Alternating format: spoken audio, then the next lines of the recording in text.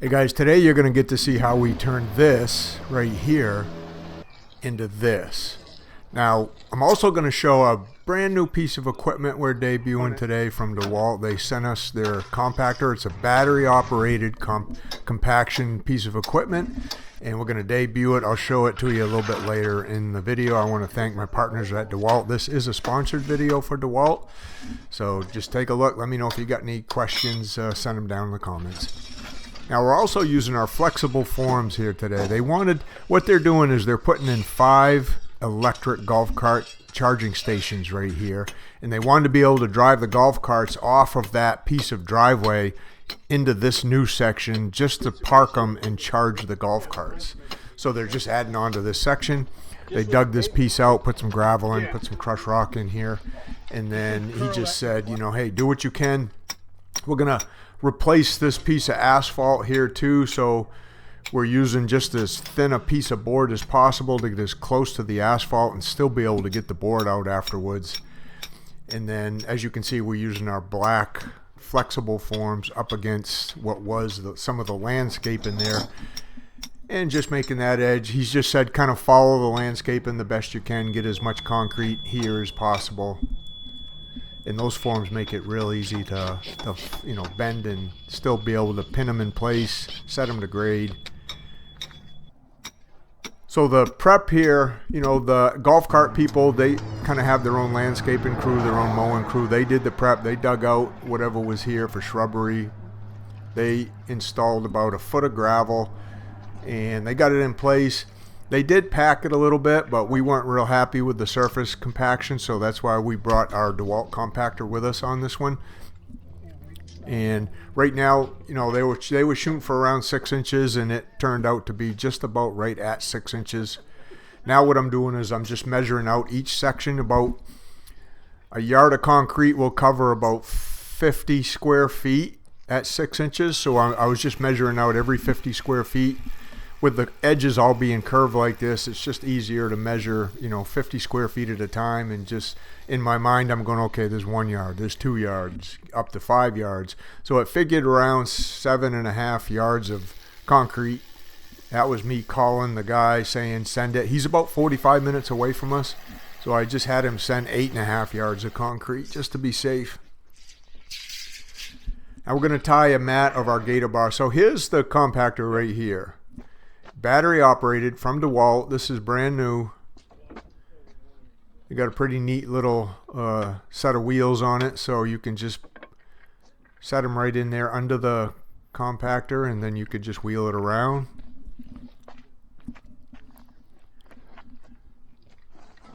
It's a little bit heavier than one guy might want to lift on and off the truck, but it's really not too bad. There's the battery right there. That's the new battery technology. So that battery, you know, this is, like I said, this is our first job using it, so I don't know how long it'll last if we run it straight throughout, but I'll get that information for you the more we use it.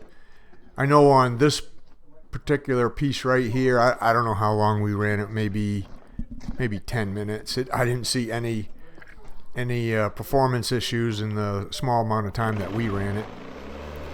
That was basically it right there for Luke, just to turn it on. Just flick the switch and off he went.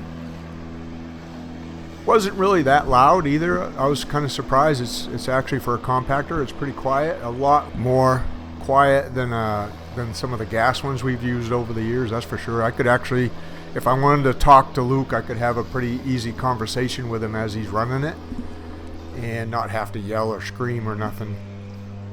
You can see it's doing a pretty good job there, just compacting and smoothing out the surface for us.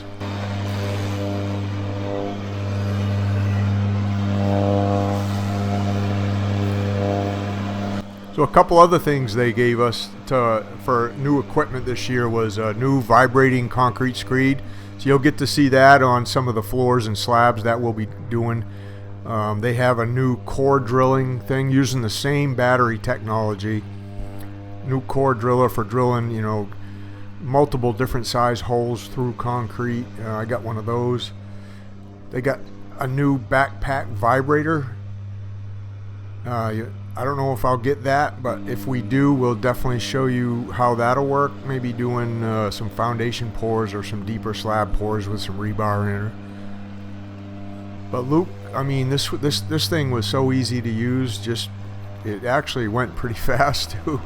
And here he's just going to shut it off, and then he'll just get it up out of the gravel area, and just we'll move it back to the truck. Took two of us to lift it back up on the tailgate, but that was pretty simple right there. Pretty impressed with it, really.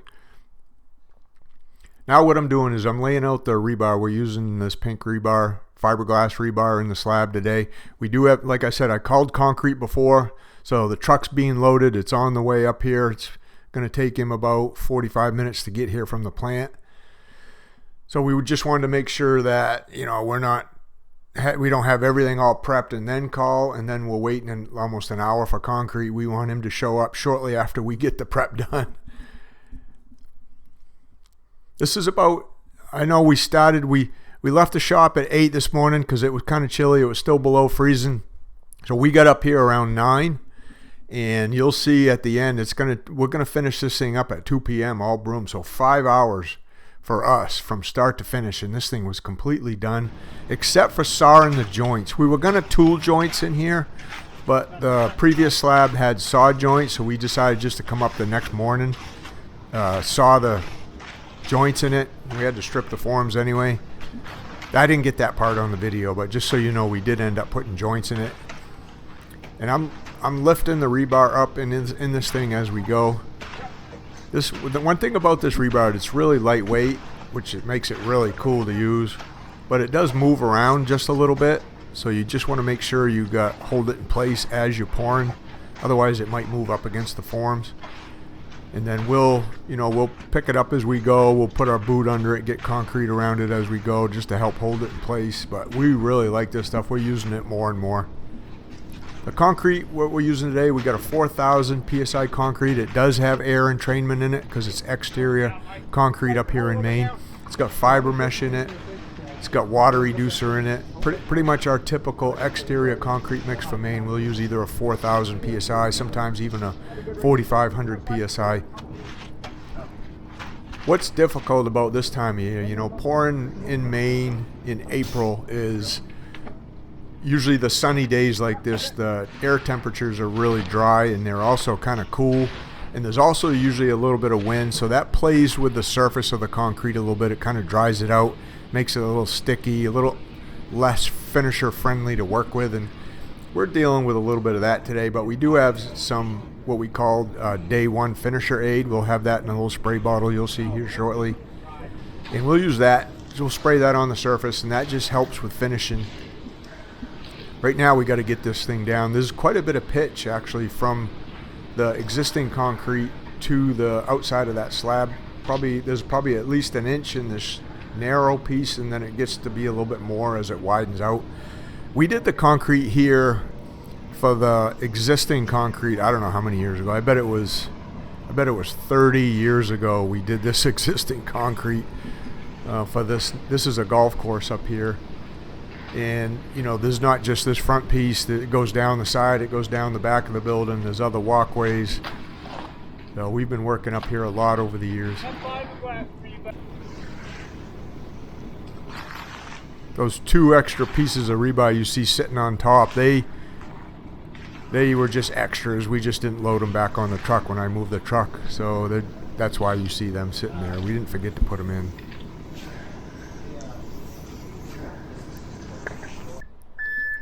So as Darren gets that screeded down as far as he can, you know, I'm backing the truck right back up to the edge of that slab, and now we can just pour right out of the chute. Makes it real easy this way. You can see we had a 12-foot, what we call that a cold chute over there, but it's, you know, just a chute extension basically. A lot of the pours we were on are similar to this in Maine. You know, we got all kinds of things to go around. We can't just back right up to them.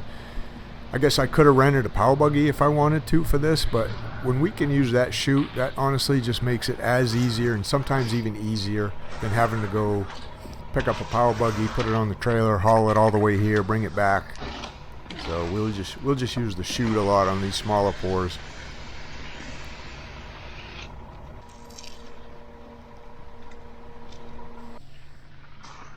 All right, so here we are. This is right after we got done. We washed tools up. You can see we didn't even have time to put all the tools away. The surface is drying out really good. The concrete this time of year, it still has a little bit of hot water in it, so it had about 100-degree warm water in the drum. And then it's sunny out. We did put a little bit of accelerator in it because it was the overnight temperatures tonight were borderline freezing. They were like 33, 34 degrees. So we did want to get this thing to set up as good as we could on a nice day before the sun goes down. So Darren and Luke, they're getting everything magged out the best they can. And, you know, we got it both floated. It both floated pretty good, but magging it out right afterwards just closes the surface up really nice. And I'm testing it here with the broom to see is it time to broom or should I give it a few more minutes? And the timing actually worked out really good, so we didn't have to float it out twice.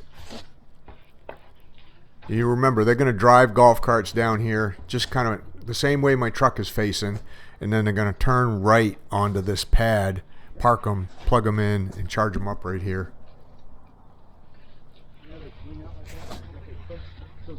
Now we'll saw a joint, east to west here, I guess if you want to call it, all the way down the slab. And then we're going to edge the outside part where the forms are, and then where the concrete meets the concrete, we'll saw that joint too, just to make sure it's nice and straight. I didn't like the way, when we first poured this 30 years ago, they just had us pour that edge right up against what was some like pavers, I guess, like a mini kind of paver wall they had for the shrubbery. They didn't want us to remove those pavers, and they wanted the concrete to butt right up to it. So that edge wasn't perfectly smooth. It wouldn't have looked good if we just run an edger tool up it. So we'll run a saw cut up it and saw that nice and neat. And then if they want us to caulk it, we can come back and put some flexible caulking in there later. The reason they cut a trench across the existing piece was to get the conduit and the power line from the building underneath that slab over here to these outlets. This actually broomed pretty good. After we put that finisher aid on the surface, it really helped keep the surface moist, and it didn't dry out as quick as it was right after we got done both floating. So it made brooming really easy on this slab.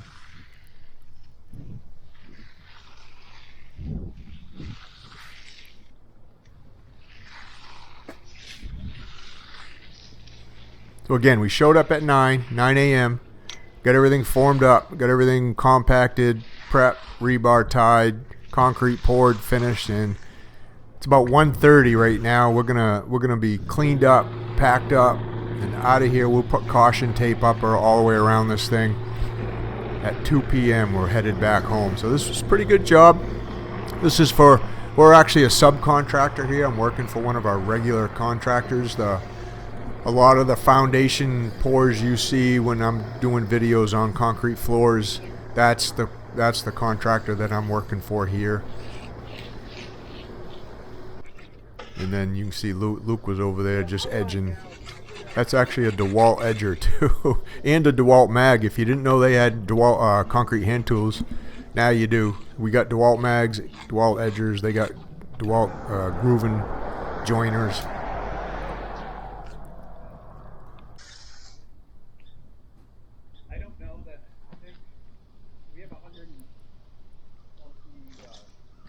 Like I said, when my truck is parked right there where that pavement is, they're gonna cut that edge of pavement, and they'll put in new pavement there to match the concrete, make that transition there really smooth. And then Darren's just gonna go up, touch up anything that maybe I didn't get too good with the handled broom. Finish up the edges, make them look real nice. Luke's coming down that edge. He's gonna put a finish edger mark on the outside edge, and then what the golf cart guys will do, what the golf people will do is they'll backfill that the very next day and get that all looking really nice, plant some new shrubs there, and then that'll do it. Then they can start putting their golf carts on this thing and start using it. So let me know what you think, especially about that DeWalt compactor. I'll have a link for that down in the description if you want to check it out, and check out some of their new tools also on my DeWalt tools page. But all in all, this thing went pretty good. Thanks for watching, guys, and we'll see you on the next one.